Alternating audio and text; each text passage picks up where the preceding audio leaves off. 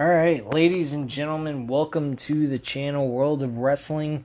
Here today to discuss the AEW Dynamite June 24th, 2020 review on the results of this show. I gotta tell you, folks, this show was pretty damn solid. And this wasn't even the Fyter Fest event that we're supposed to be having for July 1st and July 8th. It's a very solid show.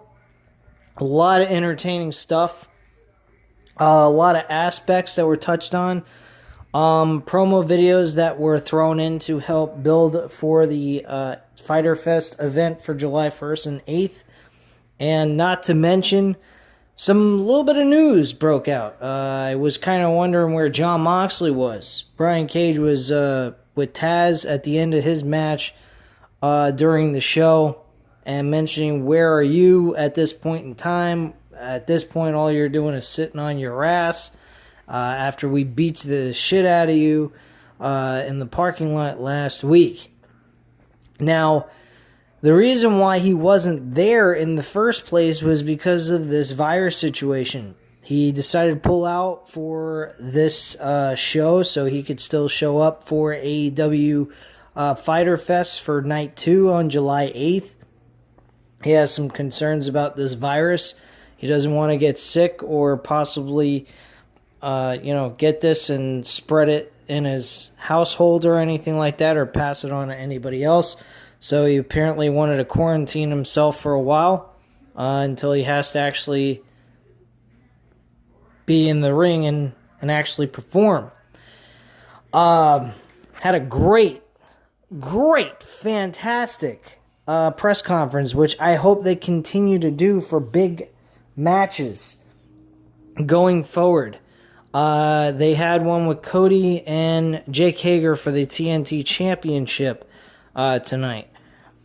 Jake Hager showed up late, was very disrespectful. His wife was there as well, threw water in Cody's face. There was questions asked to Cody waiting for Jake Hager to show up. And Arn Anderson was asked the first question, did he have any doubts in his mind that Cody could actually win this match? And he lit a fire under Cody, kind of challenged him, and stated that, of course, he was just trying to get Cody ramped up and prepared for this match because he doesn't take Jake Hager as a light challenger. So that's one of the things that was brought into this episode that I really enjoyed watching. The other thing was Orange Cassidy and Chris Jericho, which closed the show. They had a very nice way of ending, or basically doing a go-home show type promo for their matchup for Night 2. Jericho pretty much explains why he took such a hate on Orange Cassidy, not just because he kept showing up during their promos for the Inner Circle or just showing up, period. It's just the fact that he doesn't like his gimmick. He thinks it's like that joke where, why did the chicken cross the road type of thing. And when you constantly ask that question over and over again and keep saying it, it's not funny or amusing anymore. It's just plain annoying. So he kind of looks at Orange Cassidy as that type of thing. He pretty much says that, he's got a gimmick that stands out. It's not been done before. He's original and all that. But at the same time, he just represents what human beings are. Lazy, content, don't want to push themselves to do better type of attitude. And he looks at that gimmick as what that is. Now, granted, that's kind of what he's portraying. A gimmick that makes you think that he's a lazy bum wrestler, but at the same time, it's just to fool everyone, to make you think that he's not prepared to wrestle, and yet at the same time he does. And they had a terrific brawl, one that I think went a little too far into the audience, which I think were regular fans. They weren't actually performers or part of the roster or even part of the company. So I don't know if they were tested or not for this virus. I hope they were, because some of them weren't even wearing masks over their face. which I think is ridiculous. They should be wearing a mask, especially if they're a fan. Unlike what Kevin Dunn feels about that, and I think what he thinks is fucking ridiculous, and I think he's over the hill and retarded and needs to go with Vince McMahon anyway. So that's just my opinion on that subject. I've came across that on YouTube off of JD's channel, and yeah, that was pretty off the walls, insane asylum type shit made by Kevin Dunn. But anyway, guys, let's go straight into the show. I've kind of touched on a lot of the stuff out of order. The first match on the card was Luchasaurus and Wardlow in a lumberjack match. This match kind of was pretty much the same as every other lumberjack match. The lumberjacks got involved. There was a lot of chaos going on. Eventually led to a knee to the groin by Wardlow and then a spinning F5. It's not exactly the same as Brock Lesnar's F5, but it's pretty much starts out the same way, and then they spin in like a 360 turn and then land flat on their stomachs in the middle of the ring. And that's what happened to Luchasaurus. Match was decent. I mean, I didn't have any issues with it. It just was one of those typical lumberjack matches that just get out of control. Everyone gets involved. The referee let things go a lot in this match. It didn't even seem like a regular matchup. It seemed like a no-holds-barred match almost.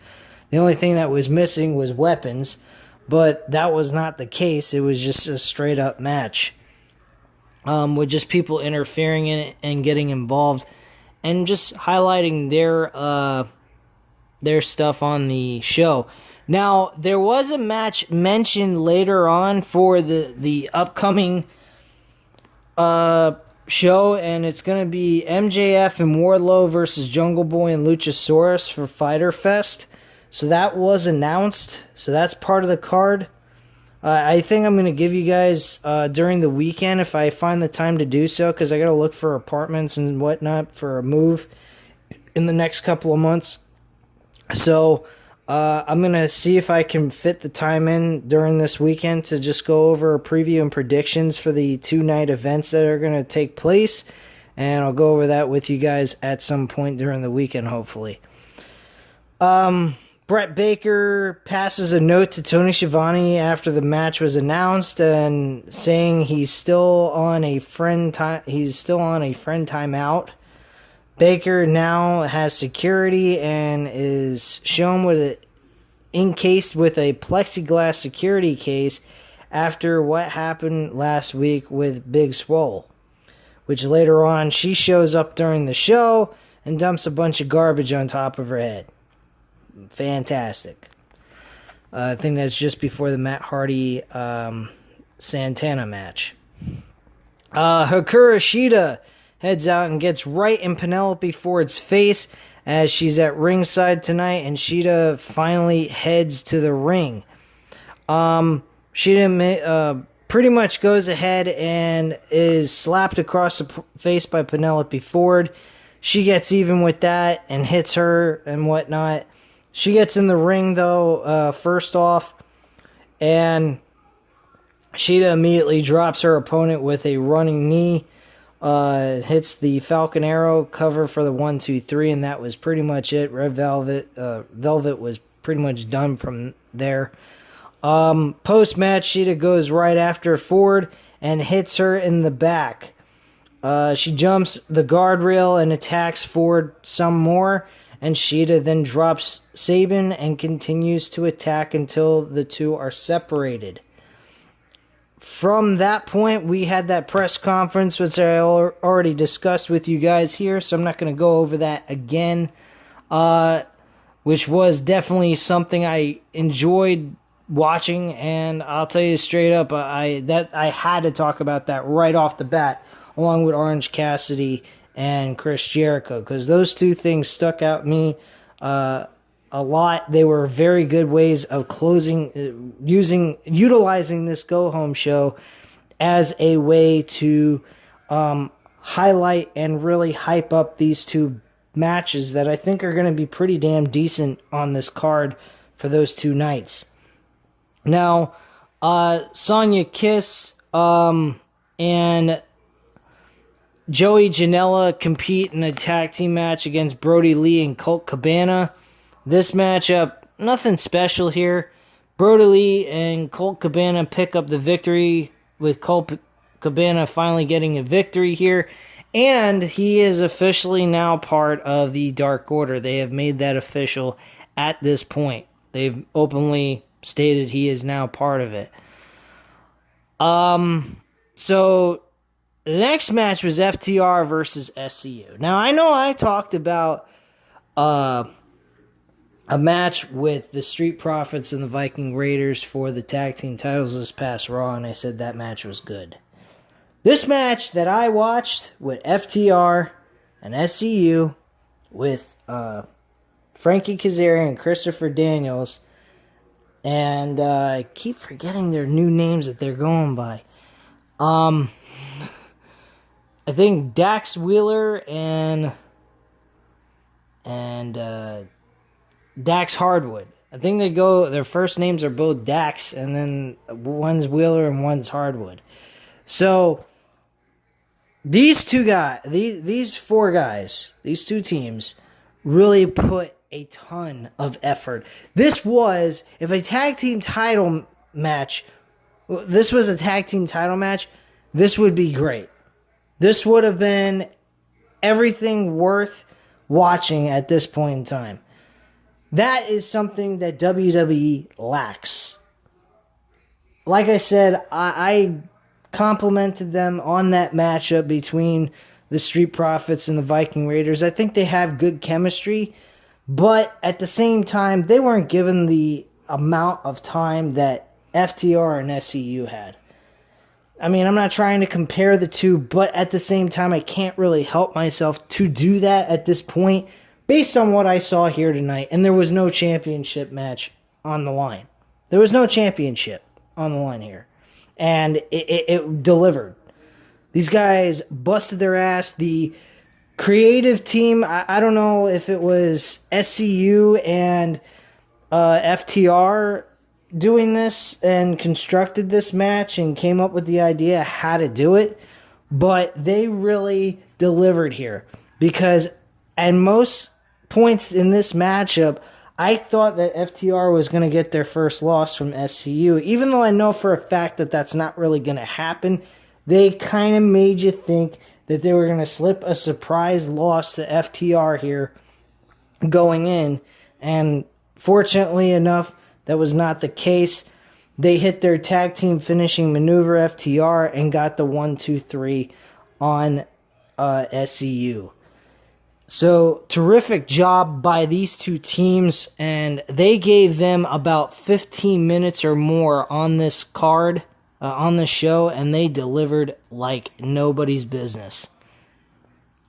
Now, there was a situation that happened after the matchup, and that's pretty much the Butcher and the Blade got inside their Chevrolet pickup truck, old school pickup truck of FTR's, and kind of went ahead and said, look, come 1 foot near us, or 1 step near us, we're going to destroy this motherfucker with a baseball bat, or I think they had a lead pipe, some shit like that. And they threatened him. And they said, if you come 1 step closer, we'll destroy this motherfucker. So the match was called, and there was the Lucha Brothers standing behind them while they were making this promo. They were shooting this promo on FTR, and they said, how about this? How about you guys and the Young Bucks versus us and our so-called tag team partners for this 8-man tag team match with the Lucha Brothers, Rey Fenix and Pentagon Jr., and they annihilated FTR, and then the Young Bucks came down to the ring to make a save so no more further damage was done to them, and that was pretty much that for that segment.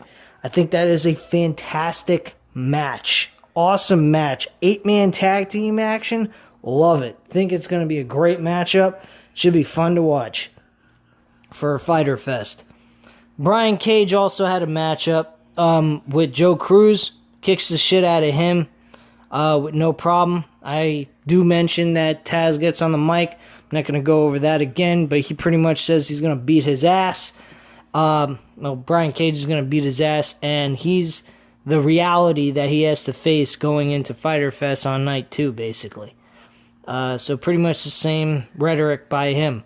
Before that match occurred, there was a video package for Kenny Omega and Hangman Page versus the Best Friends, highlighting the differences between all 4 guys and how Best Friends are now red hot. Chuck Taylor says despite working in a bunch of promotions together, they've never won titles anywhere. Omega says he's not taking them lightly, knowing Taylor and Trent have wrestled for a long time. Page says that they're going to whip both of their weirdo asses. Now, my opinion on this matchup, I don't know if they're going to go forward with the Best Friends winning this, but I wouldn't do that. I don't think. I think that they could let this slide for another month until August and then build on that, or they could take the opportunity and build towards an actual one-on-one match with Hangman Page and Kenny Omega with this loss coming at Fyter Fest. So, I mean, I'm not really sure on which way you want to go with this. I think maybe I'm wrong initially about what I just said. Maybe having the Best Friends win the tag team titles, let the building of this rivalry between Kenny Omega and Hangman Page build up.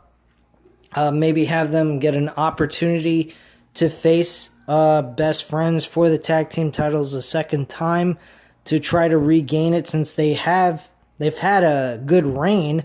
They haven't been a joke. I mean, it's not like they're just being given a rematch. They've actually earned the right to get a rematch because of what they've done with the tag team titles. It's not like they just won it and then lost it or something. So I think they deserve a rematch if they were to lose the titles.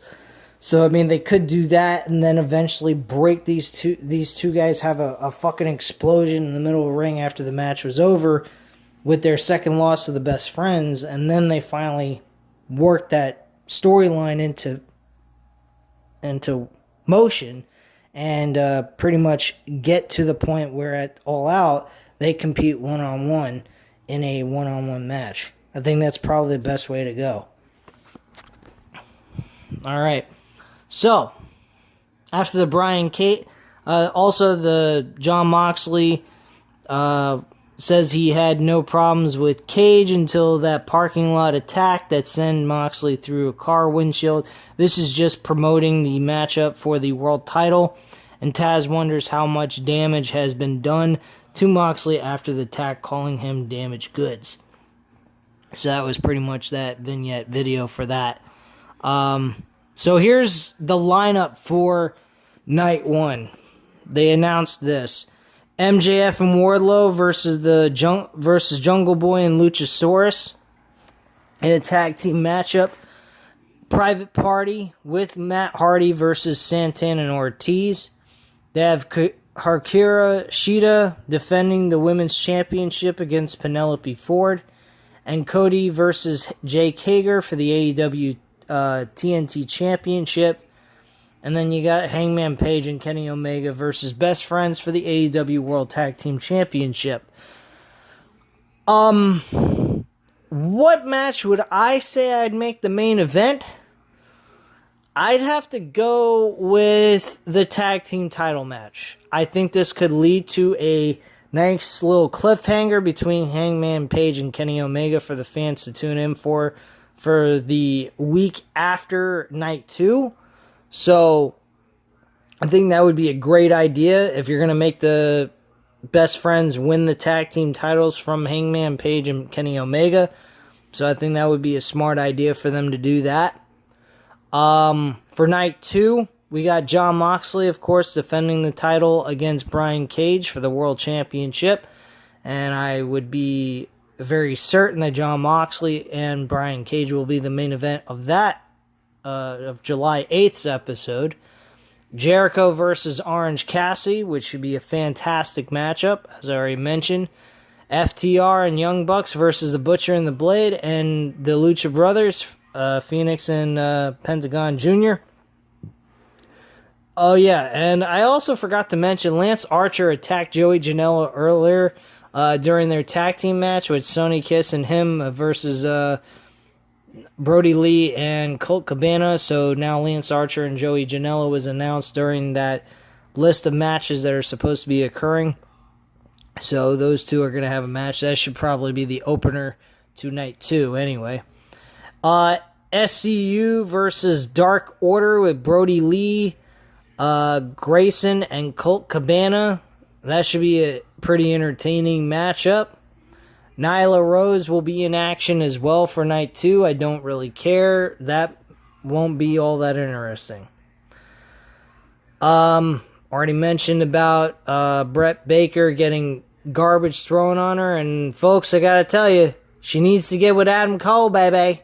I mean, seriously, she needs to. It's very... honestly, I think Adam Cole is in a lot of trouble being with WWE. I think by the summer he needs to tell WWE to shove their contract up their ass and get with AEW. He will be treated fair. He will be treated fairly there. I honestly think he would be a very suitable guy to take the title right off of fucking Jon Moxley for the AEW World Championship. I would be fine with that. If you want to get anybody right now at this point in time in the wrestling world who's on a hot streak and looks great, the only thing that's being done to him is creatively, I would do that with him. Adam Cole would be a great person to win the AEW title from Jon Moxley. I'd be fine with that match. But Brian Cage and all these other guys that they keep throwing in Jon Moxley's way, I think that's just to help build Jon Moxley's title reign up. I don't think that's to bring about a future world champion.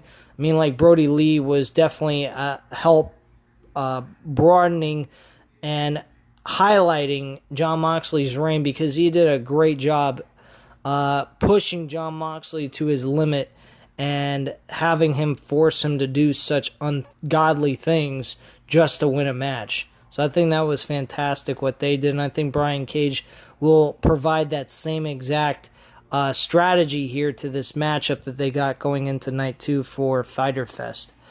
Now, Matt Hardy came in as Broken Matt Hardy with Damascus, that deity that he has in his own head, going up against Santana with Ortiz as the manager. This matchup was alright. I mean, it wasn't that great. Matt Hardy actually comes up with the pinfall with a reverse schoolboy and gets the 1-2-3 here. Santana actually was trying to deliver a Death Valley driver only to have that reversed and Hardy getting the 1-2-3 and a roll-up pin. And that was pretty much that. Post-match, though, Ortiz smacks Hardy with the loaded sock a few times, and Santana Ortiz then hit Street Sweeper on Hardy, which is one of their tag team finishing maneuvers. Private Party run out to get the other guys out of the ring. They're a little late, though, and that was pretty much that. Then, as I mentioned earlier, the Orange Cassidy and Jericho segment was fantastic. Again, like I said, they did a fantastic job explaining why Chris Jericho has a deep disliking towards Orange Cassidy, and they go in very good detail about that. So, at this time, guys, nothing else to be said here. Leave your comments and opinions down below. Hit the like button if you like the video. And also, subscribe to the channel, of course, if you're not subscribed to the channel at this time. So at this time, guys, I thank you very much for watching. I hope you have a great night. Bye.